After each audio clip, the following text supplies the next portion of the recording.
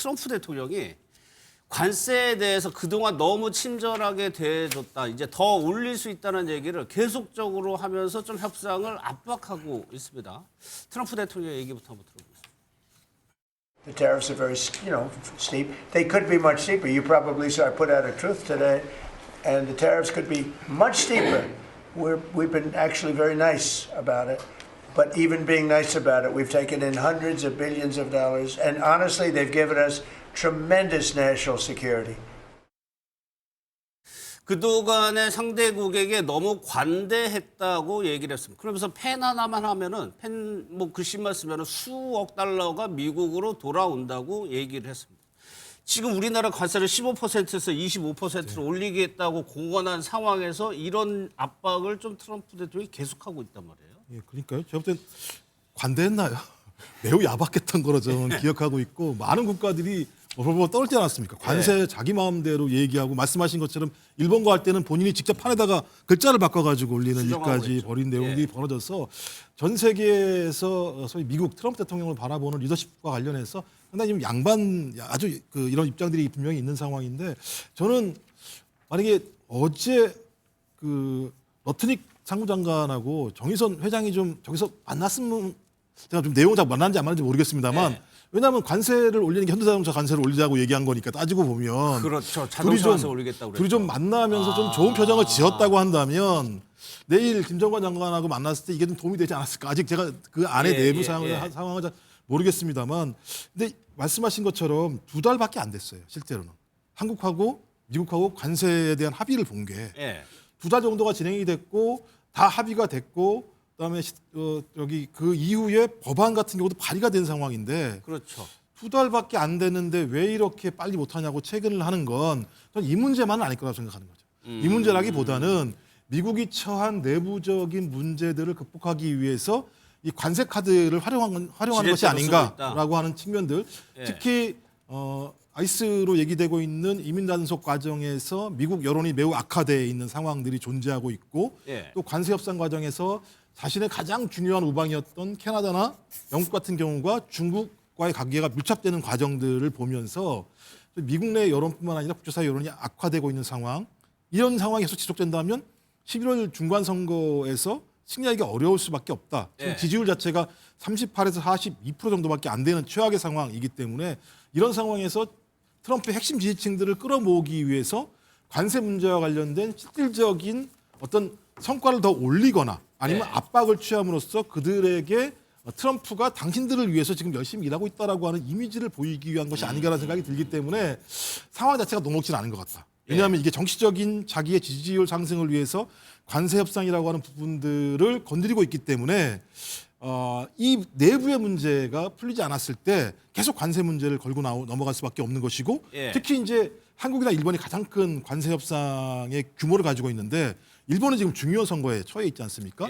중의원 선거에서 지금 일본 총리를 도와줘야 되니까 일본은 쉽게 지금 문제 제기 못하는 것 같고 오히려 한국에게 압박이 좀 더 세게 다가오는 상황인 것 같아서 상당히 좀 저희가 좀 잘 현명하게 잘 버텨야 되겠다 이런 생각을 하게 됩니다. 근데 그래서 저게 사실은 어찌 보면 그 박사님 말씀처럼 기본적으로 깔려 있는 것 같고 거기다 트럼프는 우리 그 대한민국의 관세 일방적 그 인상 글을 올린 게 사실 통보해 줄 수 있는 거죠. 언제까지 만약에 이런 조치가 없으면 나 올리겠다라고 그게 기본인데 그렇게 안 하고 갑자기 전격적으로 올렸단 말이죠. 그렇죠.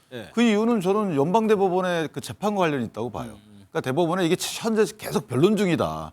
그러니까 대법원 봐라 이렇게 현재 당신들이 만약에 무효나 위법으로 판결하게 되면 뭐 비상경제 대권법인가 그 문제가 생기면 미국에 이런 문제가 생긴다. 그래서 잘 이렇게 각 나라들도 여기에 반응하고 있는데 당신들이 그렇게 법정 논리를 하면 안 된다라고 저는 대법원을 보고 대법원 들어라 이렇게 하는 것으로 보여져서 저희가 만약에 관세 협상할 때 그럼 시기를 그거를 기반으로 해서 조정하든가 하는 이런 식의 뭔가 사정에 대한 정확한 파악이 선결돼야 되는 게 아닌가라는 생각을 합니다. 그래서 김정관 장관이 캐나다에 갔다가 급히 워싱턴으로 급파됐죠. 1차로 러트닉 장관을 만났는데 오늘은 뭐 어떤 결론을 내지 못하고 내일 또 만난다고 합니다. 트럼프 대통령이 굉장히 칭찬했던 김정관 장관이었거든요. 영상을 한번 보겠습니다. Actually, my people say he's very tough, however. We wish we had somebody of a little bit lesser caliber, but they decided not to do that. 살면서 터프하다는 소리를 세상에서 가장 터프한 분한테 들어가지고 이 가문의 영광으로 지금 생각을 하고 있습니다. 어떤 말씀 하시나요? 네, 잘 해보고 오겠습니다. 네. 오늘 오늘 끝날 걸로 보시나요? 논의해봐야죠. 회담 좀 어떻게 결론이 났을까요? 많은 대화들이 있었고요. 내일 아침에 한번 더 이야기를 하기로 네, 잠시만요. 관세 인상은 막으셨나요? 예? 관세 인상은 막으셨나요? 그렇게 뭐 막다 안 막다 그런 이야기까지는 아니고요. 어떤 걸 요구하던가요? 다시 만나기로 했나요? 네, 내일 아침에 다시 만나겠습니다. 아, 그러면 한국은 돌아가는 건 좀 늦어지신 거예요? 좀 봐야 될 것 같아요. 그럼 아직 결론이 안 난 상태인가요? 그렇죠. 아직 결론은 아닙니다. 건보 개최 일정도 이야기를 하던가요? 아니, 그런 얘기 안 했거든요. 현지 시간으로 내일 오전에 다시 만나기로 했다. 김주호 대표. 그러니까 미국에서 어제 베센트 재무장관도 입법화가 돼야 무역협정 이거 되는 거다라고 얘기를 하고 있어요. 그런데 우리 국회에서는 일단 계획대로 해나가겠다는 거 아닌가요? 아니 그렇죠. 이게 정말 천문학적인 자금을 투자하는 일인데 그렇게 미국이 원하는 대로 번개불에 콩고 먹듯이 할 수는 없는 거 아니겠습니까? 네. 사실은 자체적인 요인이 더 큰 것 같아요. 아까 말씀하셨듯이 네. 미국 연방 대법원의 상호관세 판결이 지금 이제 조만간 나올 것 같은데 혹시 이 시기를 조금 대한민국이 끌고 있는 게 아닌가. 그리고 이면적으로 보면은 예. 어떤 특정 분야에 투자를 해야 되는데 이 부분 관련해서 사실은 본인들이 주도권을 쥐고 본인들이 원하는 분야에 한국이 묻지마식으로 그냥 이렇게 몰아쳐갖고 투자를 촉진시키려고 하는 게 아닌가? 예. 그런데 대한민국 입장에서 철저히 국익을 따지고 수익성을 따지고 우리 기업과 산업에 굉장히 유리한 조건에 가진 그런 곳에다 투자를 해야 되잖아요. 네. 정말 수익이 불투명하고 저희 나라 세금이 정말 낭비될 수 있는 곳에 투자할 수 없는 거지 않습니까? 그러려면 정말 내용을 잘 분석을 하고 또 입법부도 우리가 잘 설득할 그런 책임이 있습니다. 그런데 지금은 어찌 보면 트럼프 행정부가 저희 대한민국 정부를 압박을 해서 무언가 얻어내고 본인들과 유리한 조건으로 어떤 일을 도모하려는 게 아닌가 이런 때일수록 여야가 니탄 탓 할 게 아니라 정말 한 목소리로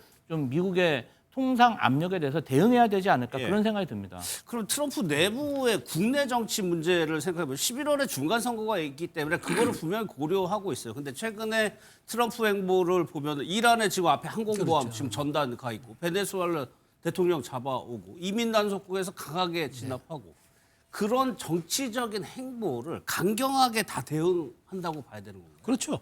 그런데 지금 더더군다나 지금 트럼프의 고민은 또 지지율일 거예요. 예. 지금 지지율이 굉장히 낮아요. 물론 트럼프가 뭐 재임 기간에 50%를 넘긴 적은 없어요. 늘 이제 50% 밑에 있었지만 그럼에도 불구하고 지금의 지지율은 30%대거든요. 예. 그러니까 매우 낮은 거죠. 더더군다나 지금 트럼프가 이렇게 전방의 압박에 나서는 이유는 저는 이런 거라고 봐요. 그러니까 혹시라도 이제 본인이 이제 한국에도 6월 지방선거가 있잖아요.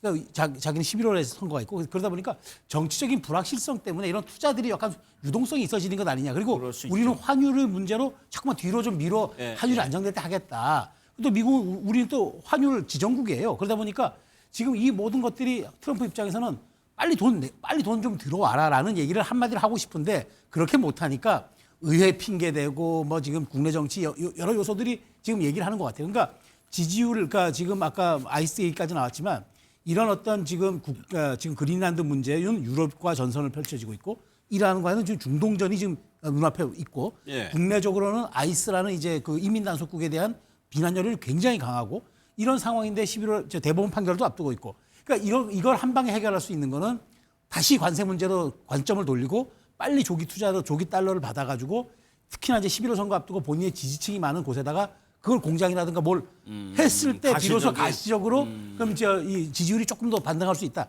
그 생각을 한 것 같아요. 그러니까 트럼프의 그 방식은 이런 것 같아요. 지금 SNS에 올리는 것도 그러니까 내가 원하는 방식과 원하는 시점과 원하는 형태로 내가 싸우겠다. 그러니까 일종의 아주 성동격서 전략인 거죠. 예. 그러다 보니까 우리 대응이 흥분할 거 아니라 대단히 정교하고 치밀하게 대응해야 된다. 저도 예. 그 말씀 드리고 싶어요. 또 하나요. 트럼프 대통령이 저번 대선은 부정선거라고 주장을 하고 있죠. FBI가요. 조지아주 선관위를 압수수색까지 했습니다. 그 영상 일단 좀 보도록 하겠습니다. If the 2020 U.S. presidential election weren't rigged, it was a rigged election. Everybody now knows that. They found out. people will soon be prosecuted for what they did. And then they accuse you of being a conspiracy theorist. He's a conspiracy.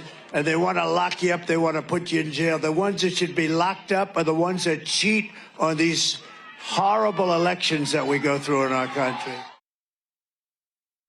압수수색한 조지아주가 어떤 지역이냐면 11,000표 차로 바이든한테 집에서 선거인단이 넘어갔던 지역이니까 굉장히 중요한 지역인데 윤기천 부위원님, 그 자기가 부정선거 주장 굉장히 오랫동안 해왔는데 거기를 압수수색했다. 이것도 어떻게 보면 좀 부각시키려고 하는 의도가 있는 건가요? 그렇죠. 본인이 주장했던 그 내용들이 터무니없다라는 부분은 이제 주민이나 아니면 그 미국 국민한테 부각시키는 면이 있는데 조지아주 선거 관련에 약간 문제점이 있었긴 있었죠. 그 당시에. 그래서 아마 관련돼서 재판을 받고 있는 것 같기도 한데 문제는 저렇게 FBI가 와서 600개 분량의 상자를 가져갔다. 600개 분량의 뭔가 문건을 가져갔다라고 하는 것은 그만큼 압수수색 영장이 나왔다는 거고 그렇다면 뭔가 관련자가 이제 그 위로 조지아주 주정부나 아니면 그 카운티의 관련 그 인사로 퍼지는 것이 아닌가. 예. 왜냐하면 이제 실무자들의 단순 실수였다라고 주장을 하고 있는데 관련돼서는 일단락 됐다고 보지만 이것이 만약에 조직적이고 계획적이었다 이런 것들이 나오게 되면 이제 사실은 후폭풍이 굉장히 크죠. 그래서 개인적으로 물론 그렇게 나올 거라고 보지는 않지만 어쨌든 FBI가 와가지고 추가 압수수색을 했다는 이 저 부분은 예. 향후 선거의 쟁점으로 떠오를 가능성도 있어요. 그 당시에 이제 트럼프가 진 선거기 때문에 그렇죠. 그 부분은 민주당과 공화당의 당대당의 정당성 문제로까지 퍼질 가능성이 있는 거거든요. 예. 주정부 차원에서 머물지 않고 해당 선거가 실제 전국적인 취지에서 보면 이 부정선거라는 단어 하나만 들어가도 또는 관련자의 급수에 따라서 또는 직위에 따라서는 상당히 민주당에 타격을 줄 수 있는 소재로 휘발성이 작용할. 큰 이슈죠. 그렇죠. 저는 개인적으로 그렇게 봅니다. 사실 트럼프가 대외적으로 독주를 하고 있습니다. 들으신 것처럼 지지율은 굉장히 낮고 민주당 야당에서도 아주 강력하게 견제를 하고 있는 상황에서 이런 행보가 이어지고 있습니다.